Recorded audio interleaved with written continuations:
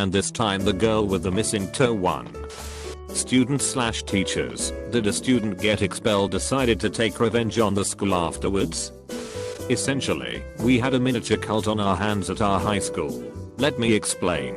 I'm a retired high school principal from a different time, a time where teachers were free to enact their own version of physical punishment. I'm not advocating for it. In fact, I think it's pretty much responsible for why this story exists. The kids learned violence from us. Anyways, we expelled a senior in his final few months of school because he was constantly getting into scraps with the other students. At least a few a week for several months. Every time we pulled him into his counselor's office, we got the same answer from him. They were provoking me. So, we eventually had to expel him. What we didn't anticipate was how many people would take after his example. The day after he was expelled, there was another fight, seemingly provoked by a student who'd never been in a fight before. When we asked him about his behavior, he responded with bring expelled kid's name back. It was freaky, but what was worse was that it continued for the oncoming weeks, with fights happening almost every day, sometimes multiple in a single day. Each kid had the same eerie response, some kind of idealistic image of this guy who'd been expelled. I'd never seen anything like it. After 3 weeks of this, I was ready to take some serious actions to get to the bottom of this, but it turned out that I didn't have to. The expelled kid showed up on school property with a few of his friends, who started egging these kids to fight each other under threat of being attacked themselves. I called the police pretty much immediately, and a few of the teachers ran out there, yelling at them. They ended up scrambling off, but the fights themselves continued. The kid was eventually arrested at his own house, and was tried with assault. He was 18 at the time. After that the fights slowed down significantly, but there was still the occasional incident where his name would come up again. Just the creepiest thing I'd experienced in all of my years of teaching. So when I was in middle school there was this kid that decided to smoke weed in the bathroom stall on my hall. Stupidly, the entire school, which was small, reeked in a matter of minutes. As soon as some of our more uppity teachers caught a whiff, they took us all out into the hallway, where they searched through our bags, and, strangest of all, started smelling our hands. They ended up singling out this wiry blonde-haired guy, and dragging him to the front office, where we didn't see him for a long ass time. There was a lot of commotion up at the front of the school that day. Apparently his father was some kind of school board official, and he was trying to get the whole thing pushed under the rug, but it simply was not going that way. I remember as a 6th grader being positively frightened at the yelling that was erupting from the front offices, the booming voice of the father echoing through the school. It ended with him, red in the face, shoving the front door aside as he dragged his son by the ear to his car, where they went home. Presumably he was expelled. A few months later, we have an end-of-year school dance, which the entire school is basically required to attend.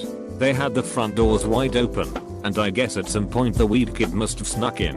About halfway through the party rock anthem we started to notice a rank smell from the hallways. It wasn't weed, but instead like 20 stink bombs scattered around. As soon as I got out in the hallway, he zipped by me, throwing down one last one, before running out the front doors, blonde hair bobbing. I think I was one of only a few people to actually see the kid in action, and he never got caught. What a legend. Dude lol right. Imat set the stage well for this one. I was in 7th grade, in Spanish class. Usually we had this teacher named Mrs. Diz, but one day we had this substitute teacher who was a short black lady. This was the what are the odds class. We had a group of like 6, and we'd play it literally every single class. Mrs. Diz usually didn't give too much of a shit, but we noticed that it was getting on the substitute teacher's nerves. I challenged one of my buddies to a 1 to 20 with the dare that he'd go up to her and tell her that her hair looked like his pubes. He agreed, and we both said 13 at the same time. Dude was shitting bricks, and I told him he could back out if he wanted to, but he didn't. As soon as the bell rang he went right up to her and said it. You could sense the incoming storm. Her face grew super red, and she grabbed a nearby folder and threw it at my friend. My friend isn't really one to take a lot of shit, so without skipping a beat he threw it back, smacking the teacher in the face. Security materialized there within like an instant, and ended up taking him away. Crazily enough, had enough prior offenses to get expelled for this, and got transferred to another school. We stayed in touch though, and not even a week after he got transferred, the same substitute teacher came to his new school and was in one of his classes. According to him, the substitute teacher saw him and immediately refused to sit in the class with him, which earned him school-wide infamy in a good way. They didn't fight like last time, but he said he told her that her hair looked like pubes one last time as she left the classroom. I was rolling with laughter. Kind of a long one. I had a student that was suffering from chronic depression and showed up less and less as he went through high school. By his senior year, we'd see him once a month, if that. It culminated enough that eventually he was approaching the limit of school days that a student can miss and still graduate. We'd bring him in with his mother to talk about it and make a plan, and then that plan would go down the drain within a few days. So, people stopped caring. He was expelled due to absences. From what we were told, he went and got his high school diploma from an adult schooling program and then took out a loan to go for a teaching degree. He ended up friending me on Facebook, and to say the recovery he made was incredible would be an understatement. Kid ended up graduating with honors and getting hired to the same school he'd previously been expelled from. Ironically, I was still working there at the time. Another few years passed, and I finally built up the nerve to ask him what had changed, what had caused him to suddenly care about his future. He said something along the lines of having an abusive household, and that getting away from them built him back up. The teaching degree was to ensure that no kid fell by the wayside the same way he had. That year, I decided to retire from teaching, and it was also the year that his career really took off. He ended up getting several awards that year for outstanding merit and dedication, and proceeded to win the same awards for the next 2 years before being promoted to an administrative position.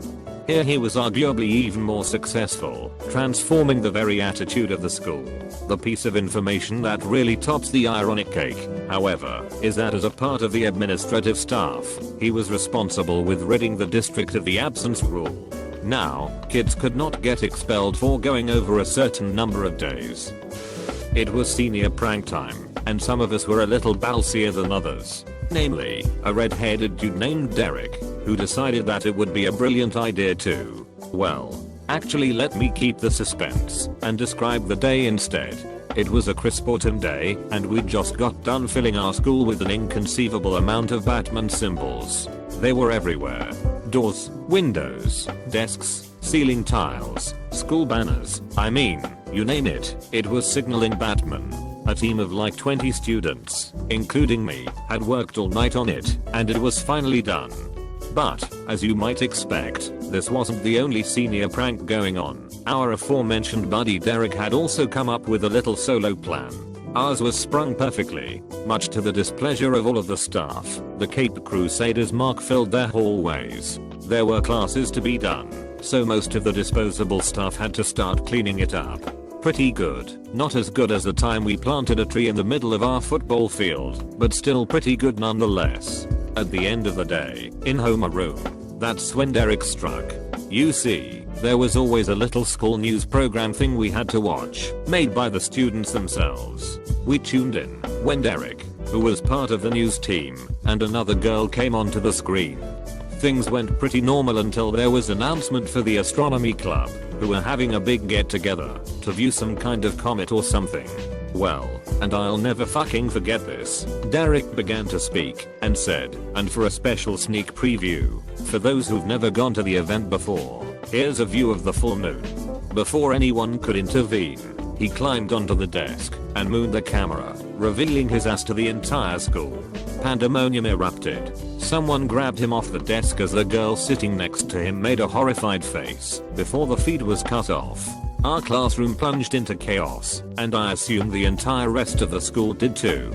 It took forever to get control of everyone again. I remember hearing that he was expelled and that he'd also been charged with sexual assault. But this story is about revenge, and I'm not even close to done.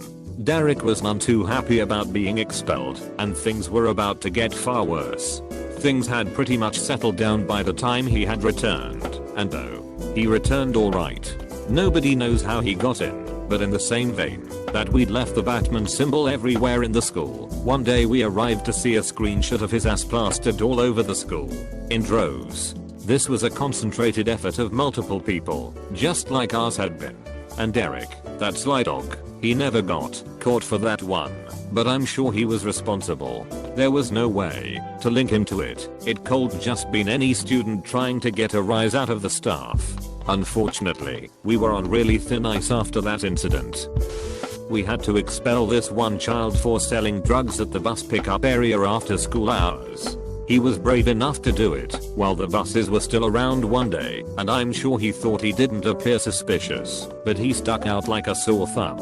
This was in South Carolina, where drugs are an especially bad no-no, so he was tased and arrested almost immediately. Kind of brutal, but whatever. The kid was transferred elsewhere, where he became someone else's drug dealer, no doubt. But he left a present behind for some of the front office staff on his way out.